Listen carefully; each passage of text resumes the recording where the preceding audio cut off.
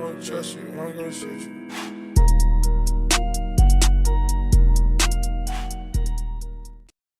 Hola amigos, today's video we're going to be talking about the emergency medical kit. Not just any boo-boo kit, we're talking about an active shooter or a trauma kit. These are for gunshot wounds or stab wounds or serious injuries. This isn't something that you take necessarily camping. This is something you put in a gun bag, you put in your car just in case you ever unfortunately if you ever get shot or you get stabbed or you're in a situation where you have to be the first responder and you have to treat somebody else. So we're going to talk about this medical kit. I'm going to explain what's in it in this particular medical kit and different things you want when it comes to trauma kits. Because today we're talking about trauma kits specifically, active shooter kits, gunshot wounds, stab wounds, that type of stuff. Not sickness, not lost out in the woods for a few days, not those type of kits. Talking specifically trauma. So sit back, enjoy, hopefully you learn something. Alright, so today we have the Tactical Medical Packs, the TMP Emergency Medical Kit, the active shooter tac pack. This I bought online for around $35. I bought it, but I work at the place that sells it, so I get an employee discount. It's typically around $60-something. I'll find out the exact price and put it out to you guys. I got it from Granger.com, the company I work at, and I finally got myself a legitimate trauma kit just in case worst comes to worst, something bad happens and I need to either help me or help someone else. Alright, so we're going to talk about what's in this specific medical pack right here. You have, let's see if I can get it for you guys. You have latex gloves. You have one Appt Pad. You have one set of gauze. One swat-t tourniquet. One quick clot first response. And some tape. And that's what's in this medical kit right here. So I'm going to explain what's in this medical pack. And I'm going to explain some of the items and their uses. Also, quick note. This does have an expiration date. Most trauma kits do have an expiration date, so you do want to be mindful of that. They don't last forever, so make sure you switch them out. Make sure you keep a note of that expiration date, and when it's time to switch out your medical kit, make sure you do so. Alright, so we got a medical kit all opened up, and these are all the items that come in your trauma kit. First, we got some tape. It's just plain and simple. When you're dealing with trauma, there's a lot of blood. If you ever had blood in your hands, it's kind of slick. It's real slippery. And when you're trying to, especially if you're trying to put like an Appt Pad on someone, that tape comes in handy to hold that in place to keep that area sealed off so blood doesn't flow out and you don't have your person or whoever you're treating or yourself bleed out and die because their Appt Pad wasn't on tight enough to keep that compression on or to seal that wound like it was supposed to. Next, we have some black latex gloves. No, they're just simple latex gloves, nothing too special about them. The only thing is, some people I heard don't like the black. They prefer either white or the blue ones. Because what they were saying is that when they go to treat someone, like say someone's on their back and they have a gunshot wound in their back, they'll put their hand under their back, come out with that blue or white glove and see blood and know that yes, there's either an entry wound or an exit wound in his back. But as far as the black gloves, you can't really tell. Some people, if you've been in the field long enough, you can tell the difference between sweat and blood. But if you're kind of like me, not a medical expert, you just know the ins and outs, like just the basics of it, just enough to get by, then I'd honestly like blue, because I want to know if someone's bleeding and not, hey, this is sweat, or hey, it's probably just sweat back there and he has an exit wound in his back and he's bleeding out, and I don't treat that. Alright, next in our medical kit we have some first response quick clot. 25 grams. And so the purpose of quick clot, let's say you have an open wound on your body. The quick clot is supposed to clot up that wound to stop the blood from exiting the body. What it does is accelerate the body's natural process of clotting up the blood, like how the body naturally stops you from bleeding if you get like a little cut. What this does is accelerate that process. So let's say you get a deep cut on your arm. You pour some quick clot on that wound. You get your Gauze pad or whatnot, a shirt or a rag or a towel, whatever you have at the time, and you cover that wound. And very quickly you'll feel the heat. It's supposed to get hot, so if you ever have to use it and you feel the heat, don't worry. That just means it's working. But that's what happens. You'll feel the heat, and then it's supposed to clot up the wounds and stop the bleeding, essentially. So that is quick clot, and that's what it's supposed to do. It's supposed to clot the wound and stop the blood from leaving the body. Next, we have the swat-t tourniquet. I was going to leave it in the package, but I'll take it out and show you guys.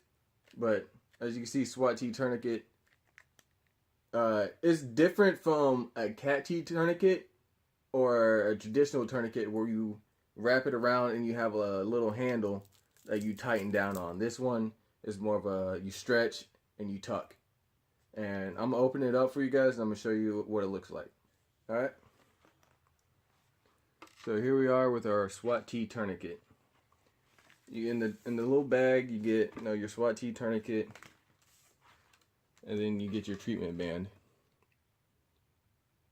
Tells them the blood type, heart rate, pulse, and the time that you put the tourniquet on. Those are important when you put this tourniquet on somebody or yourself, because when the medical professionals show up, they're going to want to know this information.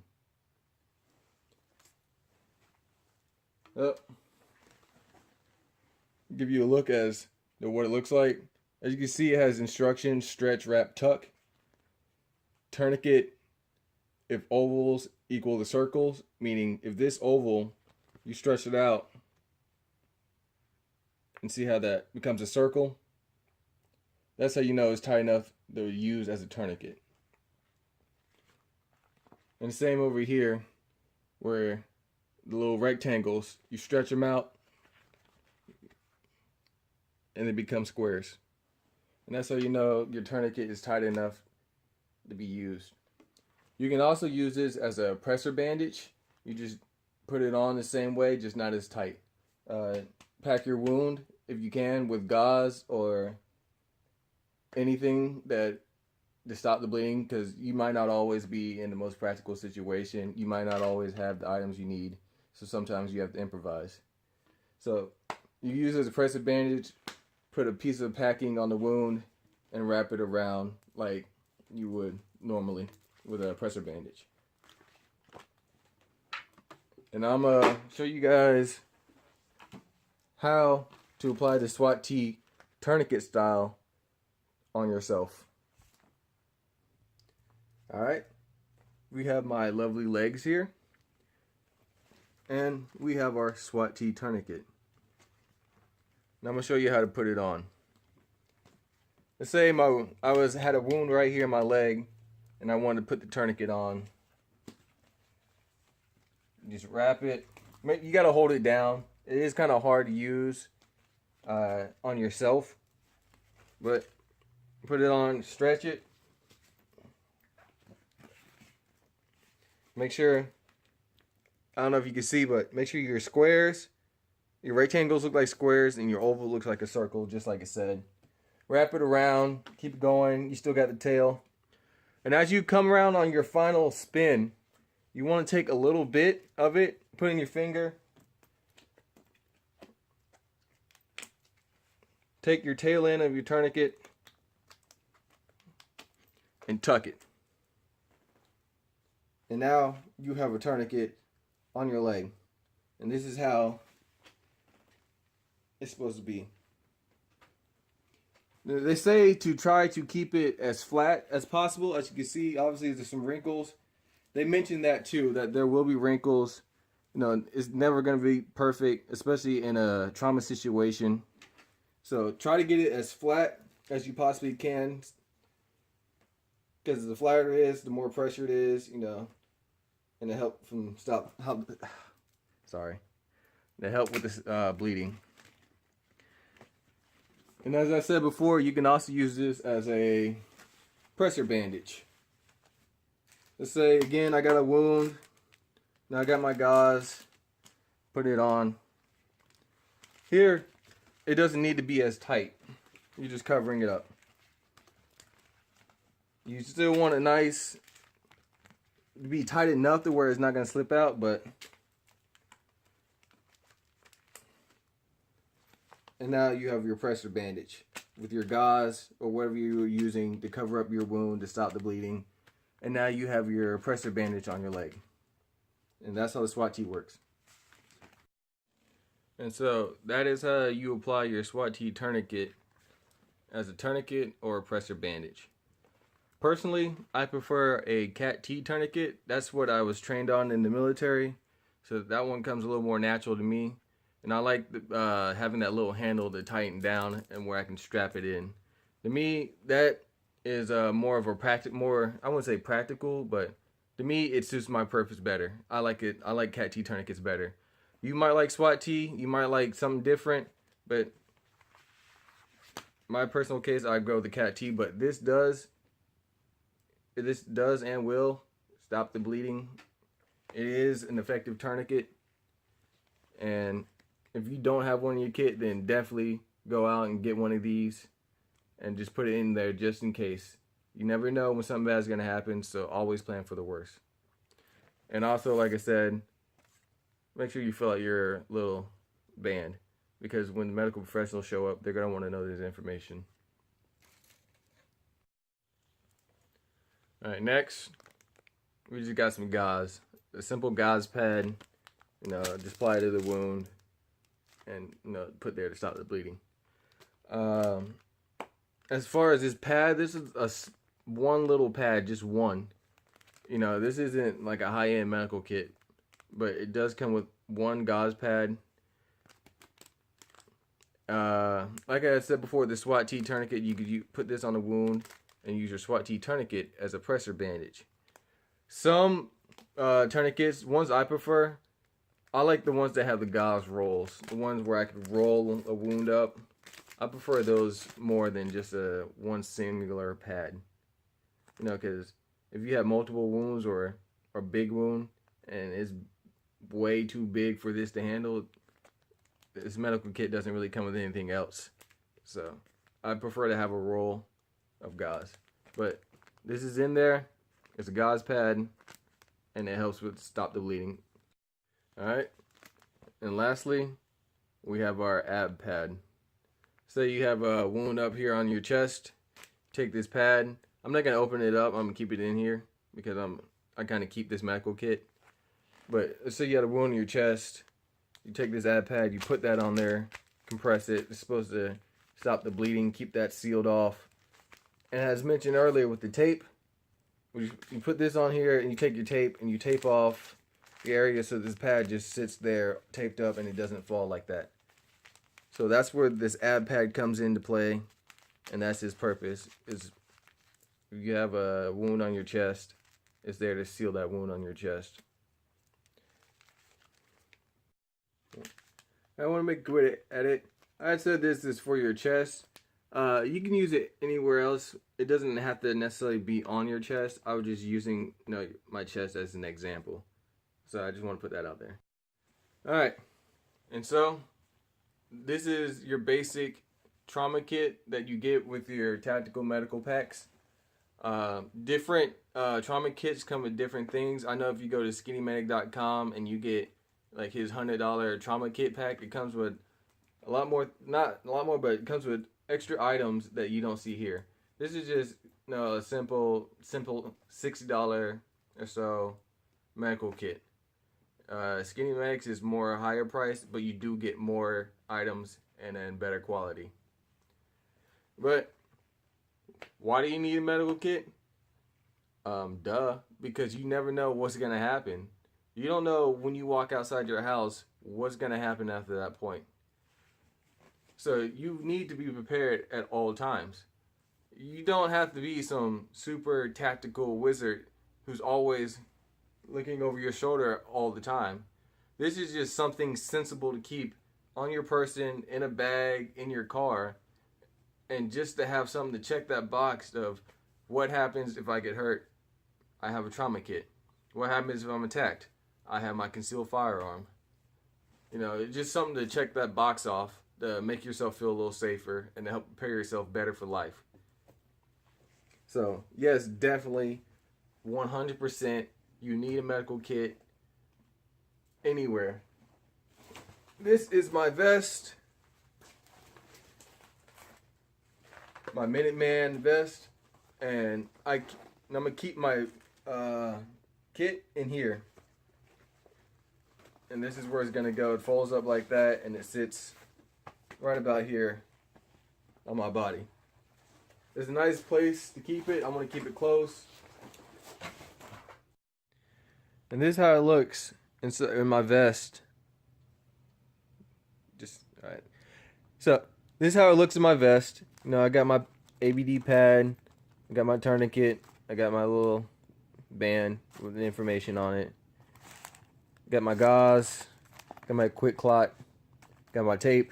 And I got my black gloves. And this is how my medical kit looks.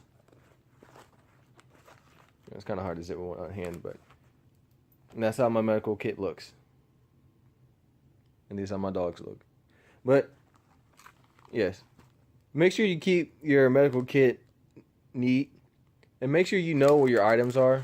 You don't want to be in a situation where you're desperately in help or someone's in help and you're trying to figure out where my gloves are, where my tourniquet, where I put my what's the quick clot. Is it in this medical kit or did I leave it in the last one?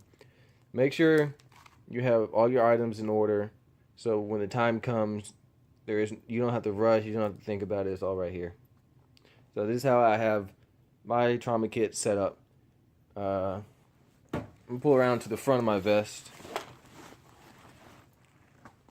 And on here, this is a cat cheek tourniquet pouch. I got it up here on my Molly vest. And I'm ordering a cat cheek tourniquet. I'm just kind of waiting for it to get here. And I'm going to put it in here. Right here in this slip. And right here in the back, right down that hole, is a place if you have some scissors or shears, you can put them in there. Oh, sorry, Hershey. So, that's my medical kit and that's my vest.